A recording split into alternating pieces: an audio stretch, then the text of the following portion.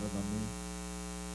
ബഹുമാനപ്പെട്ട ജോയ് പാസ്റ്റർ, മറ്റു ദൈവദാസന്മാർ, ഈ ക്ലാസ്സിന് വേണ്ടി പ്രതീക്ഷയോടെ കടന്നു വന്ന എല്ലാ സഹോദരി സഹോദരന്മാർക്കും കർത്താവിന്റെ നാമത്തിൽ വന്ദനം അറിയിക്കുന്നു.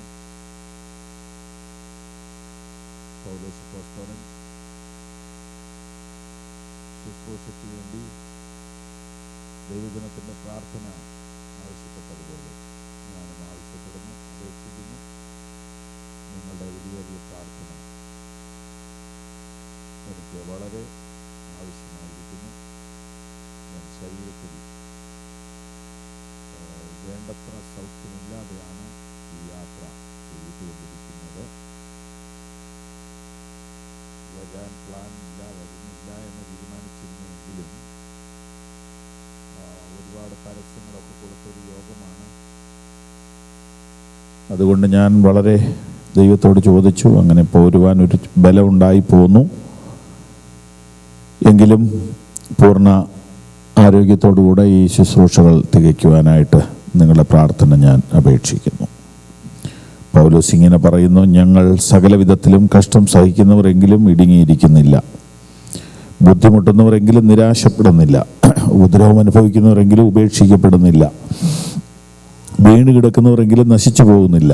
യേശുവിൻ്റെ ജീവൻ ഞങ്ങളുടെ ശരീരത്തിൽ വെളിപ്പെടേണ്ടതിന് യേശുവിൻ്റെ മരണം ശരീരത്തിൽ എപ്പോഴും വഹിക്കുന്നു. ഞങ്ങളുടെ മർത്തി ശരീരത്തിൽ യേശുവിൻ്റെ ജീവൻ വെളിപ്പെടേണ്ടതിന് ജീവിച്ചിരിക്കുന്ന ഞങ്ങളെല്ലായ്പ്പോഴും യേശു നിമിത്തം മരണത്തിന് ഏൽപ്പിക്കപ്പെടുന്നു. നിങ്ങളുടെ പ്രാർത്ഥന അപേക്ഷിക്കുന്നു. നമ്മൾ ബൈബിൾ ക്ലാസ്സിലേക്ക് പ്രവേശിക്കുകയാണ്. വചനം പഠിക്കുവാനുള്ള നല്ല താല്പര്യത്തോടുകൂടെ വന്ന സഹോദരി സഹോദരന്മാർക്ക് മറ്റു വിഷയങ്ങളിലേക്കൊന്നും പോകാതെ വചനത്തിലേക്ക് തന്നെ പോകാം. എനിക്ക് വളരെ ഇഷ്ടമുള്ള, ഞാൻ ചില സ്ഥലങ്ങളിലെല്ലാം പഠിപ്പിച്ചിട്ടുള്ള ഒരു ക്ലാസ് ഈ ദിവസങ്ങളിൽ എടുക്കുകയാണ്. മത്തായി സുവിശേഷം 13-ാം അധ്യായം 1 മുതൽ 9 വരെയുള്ള വാക്യങ്ങൾ ആരെങ്കിലും ഒരാൾ ഉറക്കെ വായിക്കുകയാണെങ്കിൽ നല്ലതാണ്. മത്തായി സുവിശേഷം 13-ാം അധ്യായം 1 മുതൽ 9 വരെയുള്ള വാക്യങ്ങൾ.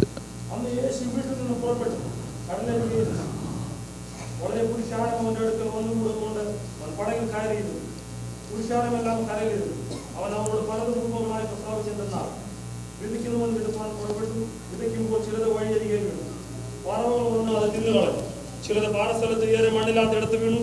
മണ്ണിന് താഴ്ചയിലാകിയാൽ ക്ഷണത്തിൽ മുളച്ചു വന്നു. സൂര്യൻ ഉദിച്ചപ്പോൾ ചൂട് തട്ടി വേരിലാകിയാൽ അത് ഉണങ്ങിപ്പോയി. മറ്റു ചിലത് മുള്ളിനടിയിൽ വീണു. മുള്ള് മുളച്ചു വളർന്ന് അതിന് ഞെരുക്കി കളഞ്ഞു. മറ്റു ചിലത് നല്ല നിലത്ത് വീണു. 100 60 30 മേനിയായി വിളഞ്ഞു. ചെവിയുള്ളവൻ കേൾക്കട്ടെ. പ്രാർത്ഥിക്കാം. സ്വർഗസ്ഥ പിതാവേ, ഈ വചനങ്ങളെ ഞങ്ങൾക്ക് അനുഗ്രഹിച്ച് നൽകി തരണമേ, യേശുവിൻ്റെ നാമത്തിൽ തന്നെ. കൈകൾ ഉയർത്തി ദൈവത്തിന് മഹത്വം കൊടുക്കാം.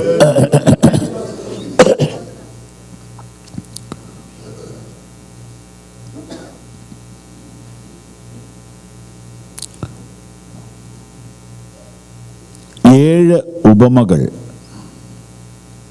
ഈ അധ്യായത്തിൽ യേശു കർത്താവ് പറഞ്ഞിട്ടുണ്ട്. യേശു കർത്താവ് ഉപമകളിലൂടെയാണ് അധികവും സംസാരിച്ചിട്ടുള്ളത്.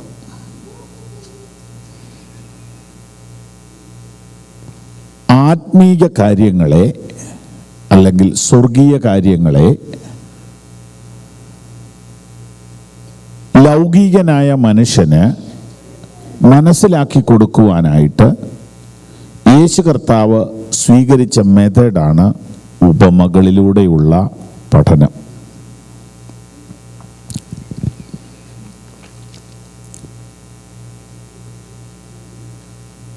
ദൈവിക കാര്യങ്ങൾ അല്ലെങ്കിൽ സ്വർഗീയ കാര്യങ്ങൾ, ആത്മീയ കാര്യങ്ങൾ ഭൗതികനായ ലൗകികനായ മനുഷ്യന് മനസ്സിലാക്കാൻ കഴിയുന്നതിലും വലുതും വ്യത്യസ്തവുമാണ്. അതുകൊണ്ട് കർത്താവ് ഉപമകളിലൂടെ അത് വിവരിക്കുന്നു. ഒന്നാമത്തെ ഉപമയുടെ പേര് വിതയ്ക്കുന്നവൻ്റെ ഉപമ. അത് 1 മുതൽ 23 വരെയുള്ള വാക്യങ്ങളിൽ പറഞ്ഞിരിക്കുന്നു. രണ്ടാമത്തെ ഉപമ കളയുടെ ഉപമ 24 മുതൽ 30 വരെ പറഞ്ഞിരിക്കുന്നു. മൂന്നാമത്തെ ഉപമ കടുകുമണിയുടെ ഉപമ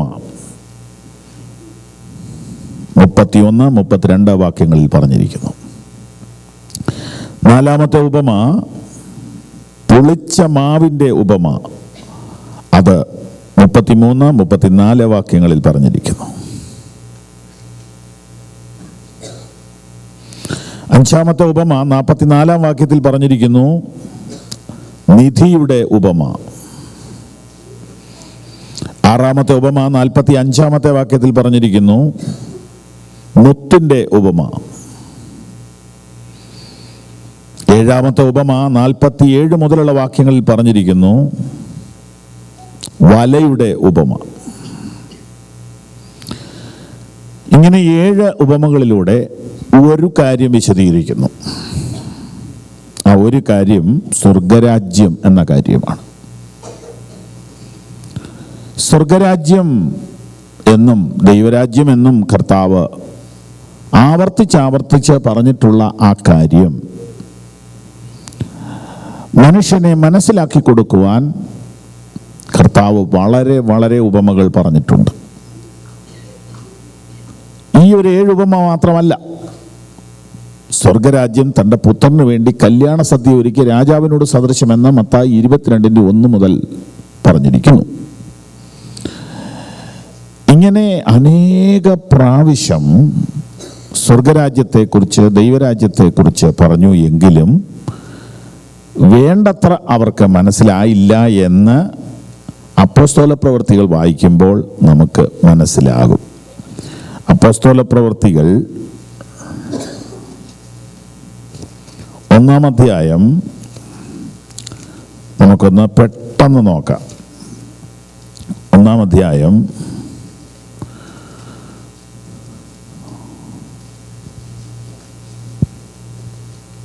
അതിൻ്റെ 1 മുതൽ 1 പെട്ടെന്ന് വായിക്കാമോ? തിയോഫിലോസെ, ഞാൻ എഴുതിയ 1-ാമത്തെ ചരിത്രം യേശു തിരഞ്ഞെടുത്ത അപ്പോസ്തലന്മാർക്ക് പരിശുദ്ധാത്മാവിനാൽ കൽപ്പന കൊടുത്തിട്ട് ആരോഹണം ചെയ്ത നാൾ വരെ അവൻ ചെയ്തും ഉപദേശിച്ചും തുടങ്ങിയ സകലത്തെയും കുറിച്ച് ആയിരുന്നുവല്ലോ. ഒരു മിനിറ്റ്, ആ പറഞ്ഞതിൻ്റെ അർത്ഥം പറയാം.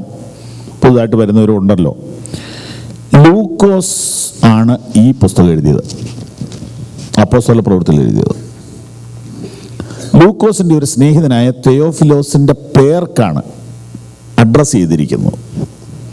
തെയോഫിലോസ് അന്നത്തെ ഒരു ഗവൺമെൻറ് സർവീസിലുള്ള ആളായിരുന്നു എന്ന് പ്രതീക്ഷിക്കുന്നു. ലൂക്കോസിന് അദ്ദേഹവുമായി ഏതോ വിധത്തിൽ ബന്ധങ്ങളുണ്ട്. ആ മനുഷ്യനെ സുവിശേഷ സത്യങ്ങൾ അറിയിക്കാൻ വേണ്ടി താൻ ലൂക്കോസിൻ്റെ സുവിശേഷം ആദ്യമേ എഴുതി. ലൂക്കോസ് 1:1 തെയോഫിലോസിന് വേണ്ടിയിട്ടാണ് എഴുതിയിരിക്കുന്നത്. തെയോഫിലോസ് എന്ന് പറഞ്ഞാൽ ദൈവത്താൽ സ്നേഹിക്കപ്പെട്ടവൻ എന്നാണ് അർത്ഥം. വീണ്ടും അദ്ദേഹത്തിന് 2nd വോളിയം എഴുതുകയാണ്. സുവിശേഷത്തിൻ്റെ 2ാം വോളിയമാണ് അപ്പോസ്തല പ്രവൃത്തി. തെയോഫിലോസെ, ഞാൻ എഴുതിയ 1-ാമത്തെ ചരിത്രം യേശു കർത്താവ് ജനിച്ച് മരിച്ച് ഉയർത്തെഴുന്നേറ്റത് വരെയുള്ളതായിരുന്നു, അല്ലെങ്കിൽ മരണം വരെയുള്ളതായിരുന്നു. വാക്യം 2, അവൻ കഷ്ടം അനുഭവിച്ച ശേഷം 40 നാളോളം അവർക്ക് പ്രത്യക്ഷനായി ദൈവരാജ്യം സംബന്ധിച്ച് കാര്യങ്ങൾ പറഞ്ഞുകൊണ്ട് താൻ ജീവിച്ചിരിക്കുന്നു എന്ന് അനേകം ദൃഷ്ടാന്തങ്ങളാൽ അവർക്ക് കാണിച്ചു കൊടുത്തു. അപ്പോൾ ഉയർപ്പിന് ശേഷമുള്ള കാര്യങ്ങളാണ് ലൂക്കോസ് എഴുതുന്നത്. അഥവാ ഭൂമിയിൽ ഒരു മനുഷ്യനെക്കുറിച്ചും മരണത്തിന് ശേഷം ഒരു ചരിത്രമില്ല, മരണം വരെ ചരിത്രമുള്ളൂ.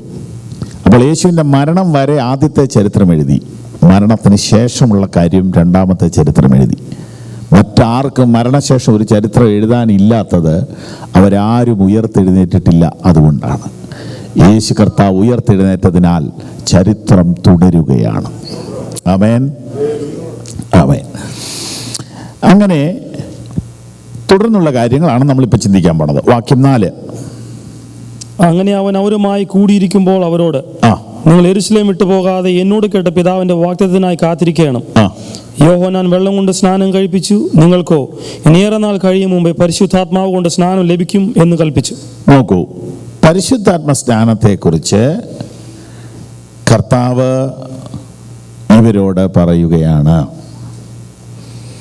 പരിശുദ്ധാത്മ സ്നാനത്തിലൂടെ മാത്രമേ ദൈവരാജ്യത്തിൻ്റെ അനുഭവത്തിലേക്ക് നമുക്ക് വരാൻ പറ്റുകയുള്ളൂ. അപ്പോൾ മാത്രമേ ദൈവരാജ്യം സംബന്ധിച്ച കാര്യങ്ങൾ മനസ്സിലാകുകയുള്ളൂ. അതും ഒരു ഭാഗം കൂടെ ഒന്ന് കണ്ടാൽ ഈ പറയുന്ന കാര്യങ്ങൾ കുറേയുടെ വ്യക്തതയുണ്ടാവും. യോഹന്നാന്റെ സുവിശേഷം 16-ാം അധ്യായം 12-ാം വാക്യവും 13-ാം വാക്യവും കൂടി ഒന്ന് വായിച്ചേരെ. ഇനിയും വളരെ നിങ്ങളോട് പറവാനുണ്ട്, എന്നാൽ നിങ്ങൾക്ക് ഇപ്പോൾ വഹിപ്പാൻ കഴിവില്ല. സത്യത്തിന്റെ ആത്മാവ് വരുമ്പോഴോ അവൻ നിങ്ങളെ സകല സത്യത്തിലും വഴി നടത്തും. ശ്രദ്ധിച്ചോ, യേശു കർത്താവ് പഠിപ്പിച്ചുകൊണ്ടിരിക്കുമ്പോൾ തന്നെ യേശു കർത്താവ് പറയുകയാണ്, ദൈവരാജ്യം സംബന്ധിച്ചുള്ള കാര്യങ്ങൾ ഇനിയും വളരെ പറയാനുണ്ട്. എന്നാൽ നിങ്ങൾക്കത് മനസ്സിലാക്കാനുള്ള കഴിവായിട്ടില്ല. അതുകൊണ്ട് പരിശുദ്ധാത്മാവ് വരുമ്പോൾ അവൻ നിങ്ങളെ പഠിപ്പിക്കുമെന്നല്ല, അവൻ നിങ്ങളെ സകല സത്യത്തിലും വഴി നടത്തും. ഭയങ്കര സന്തോഷമുള്ളൊരു ഭാഗമാണ്. വളരെ അർത്ഥവത്തായൊരു കാര്യമാണത്. ലോകത്തിലെ മതഗുരുക്കന്മാരൊക്കെ പഠിപ്പിക്കുകയുള്ളൂ, പ്രാക്ടീസ് ചെയ്യാൻ സഹായിക്കത്തില്ല. പഠിപ്പിക്കും, ഇങ്ങനെ ചെയ്താൽ അങ്ങനെ ആകാം. എന്നാൽ യേശു പറയുകയാണ്, ഞാൻ പഠിപ്പിച്ച വഴിയിൽ നിങ്ങളെ നടത്താനുള്ള പവറാണ് പരിശുദ്ധാത്മാവ്. അപ്പം മാനുഷിക ശക്തി കൊണ്ട് ദൈവീക വഴിയിൽ നടക്കാൻ കഴിയില്ല. അതിനു വേണ്ടി വരുന്ന പവറാണ് ഹോളി സ്പിരിറ്റ്. എത്ര വ്യക്തമാണ്? പരിശുദ്ധാത്മാവ് വരുമ്പോൾ അവൻ നിങ്ങളെ സകല സത്യത്തിലും വഴി നടത്തും. ദൈവരാജ്യത്തിൻ്റെ വഴിയിൽ സാധാരണ മനുഷ്യനെ നടത്തുന്ന ശക്തിയാണ് പരിശുദ്ധാത്മ ശക്തി. കൈകൾ ഉയർത്തി ദൈവത്തെ സ്തുതിക്കാം. ആമേൻ. നോക്കൂ, അത് തന്നെ അപ്പോസ്തലപ്രവൃത്തി തുടരുകയാണ്. നിങ്ങൾ യെരൂശലേമിൽ നിന്ന് വാങ്ങിപ്പോകാതെ പിതാവിന്റെ വാഗ്ദത്തത്തിനായി കാത്തിരിക്കണം. യോഹന്നാൻ വെള്ളം കൊണ്ട് സ്നാനം കഴിപ്പിച്ചു, നിങ്ങൾക്കോ ഇനി ഏറിയ നാൾ കഴിയുമ്പോൾ പരിശുദ്ധാത്മാവ് സ്നാനം ലഭിക്കും. യോഹന്നാൻ 16-ൽ പറഞ്ഞ കാര്യം നടന്നിട്ടില്ല, ഇവിടെ വെച്ച് നടക്കാൻ പോവുകയാണ്. ഓക്കെ, ഇനിയാണ് നമ്മളിപ്പോൾ പറയാൻ വന്ന പോയിന്റിലേക്ക് വരുന്നത്. വാക്യം 6. ഒരുമിച്ച് കൂടിയിരുന്നപ്പോൾ അവർ അവനോട്, കർത്താവേ, നീ ഇസ്രായേലിന് ഈ കാലത്തിലോ രാജ്യം യഥാസ്ഥാനമാക്കി കൊടുക്കുന്നു എന്ന് ചോദിച്ചു. അവൻ അവരോട്, പിതാവ് തൻ്റെ സ്വന്തം അധികാരത്തിൽ വെച്ചിട്ടുള്ള കാലങ്ങളെയോ സമയങ്ങളെയോ അറിയുന്നത് നിങ്ങൾക്കുള്ളതല്ല. ഒരു മിനിറ്റ് ശ്രദ്ധിച്ചേ. നിങ്ങൾ ഈ ചിന്ത പതറാതെ ഈ സബ്ജക്റ്റിനകത്തൂടെയാണ് വരുന്നതെങ്കിൽ ഒരു രസം ഇവിടെ കാണാം. യേശു കർത്താവ് അവരോട് എന്താ പറഞ്ഞേ? നിങ്ങൾ പരിശുദ്ധാത്മാവിനെ പ്രാപിക്കാൻ വേണ്ടി മറ്റെല്ലാം ഓഫ് ചെയ്തിട്ട് ഇതിനു വേണ്ടി എന്ത് ചെയ്യണം? കാത്തിരിക്കണം. ഇത് പറഞ്ഞ് ഫുൾ സ്റ്റോപ്പ് ഇട്ടപ്പോൾ അവർ ചോദിക്കുക, നീ ഇസ്രായേലിന് എപ്പോഴാണ് രാജ്യം കൊടുക്കുന്നതെന്ന്.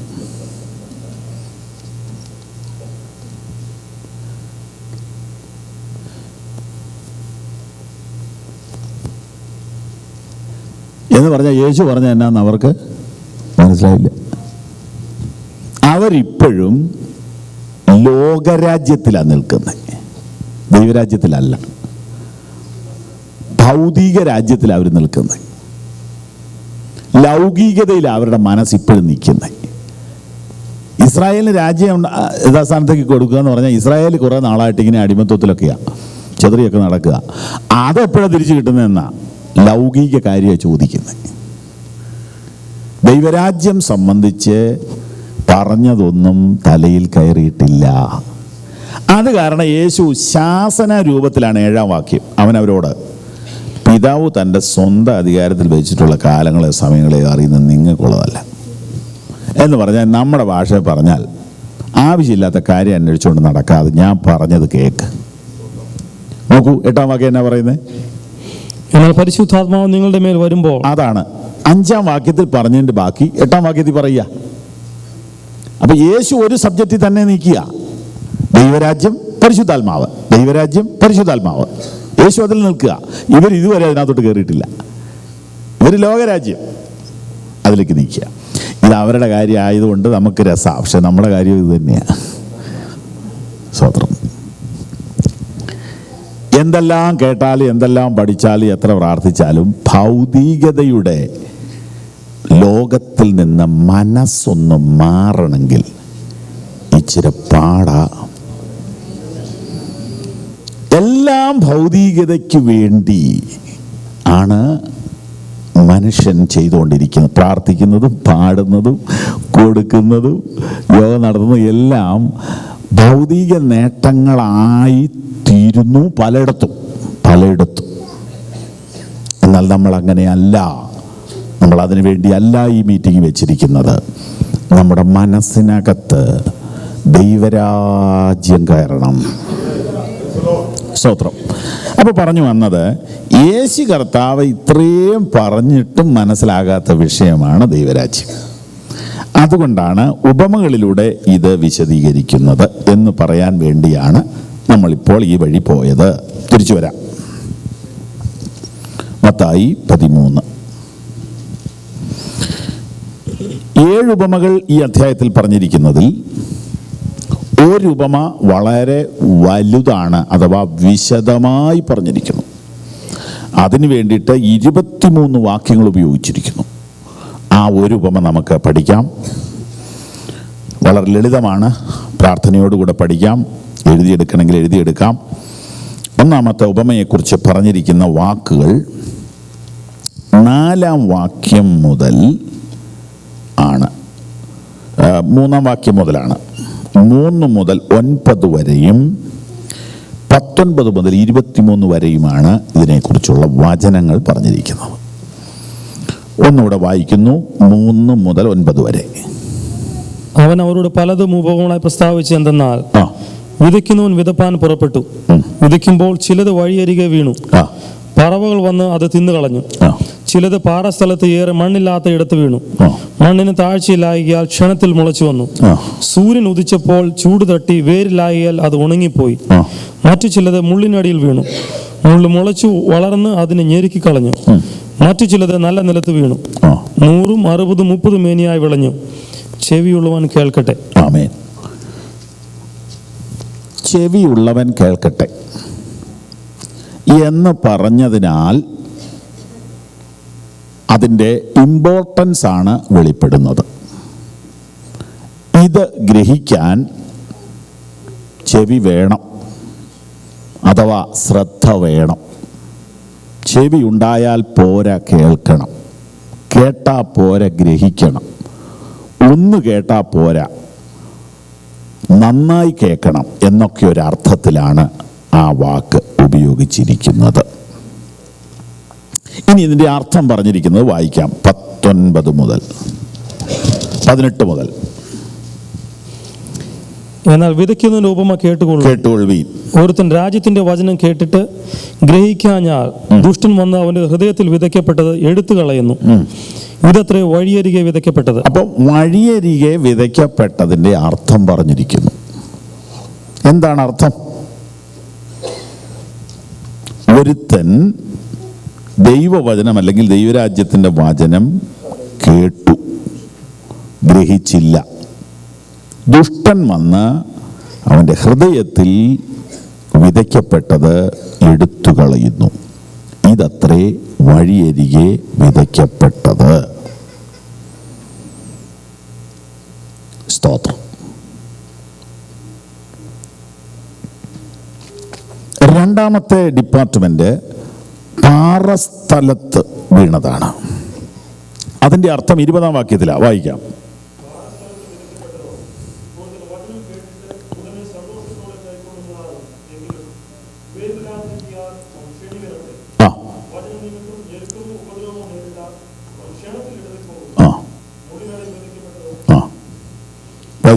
ഒരുത്തൻ വചനം കേൾക്കുന്നുവെങ്കിലും ഈ ലോകത്തിന്റെ ചിന്തയും ധനത്തിന്റെ വാഞ്ചനയും വചനത്തെ ഞെരുക്കിയിട്ട് നിഷ്ഫലനായി തീരുന്നതാകുന്നു. നല്ല നിലത്ത് വിതയ്ക്കപ്പെട്ടതോ ഒരുത്തൻ വചനം കേട്ടു ഗ്രഹിക്കുന്നതാകുന്നു. അത് വിളഞ്ഞ് 100, 60, 30 മേനി നൽകുന്നു. അപ്പോൾ ഒരേ വിത്ത് പലതരം റിസൾട്ട് കൊണ്ടുവന്നു. അപ്പോൾ ഒരു പഴഞ്ചൊല്ല് ഇവിടെ തിരുത്താൻ പോവുക. മലയാള നാട്ടിലൊരു പഴഞ്ചൊല്ലുണ്ട്, 10 ഗുണം 10 ഗുണം. പഴയ ആളുകൾക്കറിയാം. അതിൻ്റെ അർത്ഥം വിത്ത് നല്ലതാണെങ്കിൽ സംഗതി നല്ലതാവുമെന്നാണ്. പക്ഷെ ഇവിടെ വിത്ത് നല്ലതാണ്, പക്ഷേ ഫലം നന്നായില്ല. ഒരേ കൊട്ടയിൽ നിന്നെടുത്ത വിത്ത്, ഒരേ ക്വാളിറ്റിയുള്ള വിത്ത് ഒരാൾ തന്നെ വിതച്ചു, പക്ഷെ റിസൾട്ട് 4 വിധത്തിൽ വന്നു. അപ്പൊ പഴഞ്ചൊല്ലും വേദവസ്തുവും കൂടെ കൂട്ടി കുഴയ്ക്കരുത്. ചിലർക്ക് വേദപുസ്തകത്തെക്കാളും വിശ്വാസ പഴഞ്ചൊല്ല്. സാക്ഷി പറയുമ്പോൾ ഒന്നും പറയുകയില്ലെങ്കിലും പ്രാക്ടിക്കൽ ലൈഫിൽ പഴഞ്ചൊല്ല് കൂടെ പറയും. അതിനെ ഭയങ്കരമായിട്ട് വിശ്വസിക്കുകയും ചെയ്യും.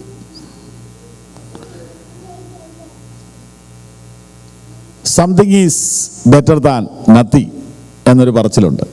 ശരിയായിരിക്കും ചിലയിടത്ത്, പക്ഷെ ബൈബിളിൽ ശരിയല്ല. ബൈബിളിൽ പറയുന്നു, നീ ശീതവാനോ ഉഷ്ണവാനോ ആയാൽ നല്ലത്, ശീതോഷ്ണവാനാകരുത് എന്നാണ് പറഞ്ഞിരിക്കുന്നത്. ശീതോഷ്ണവാനാ ഇച്ചിരി ഉണ്ടല്ലോ എന്ന് പറയരുത്.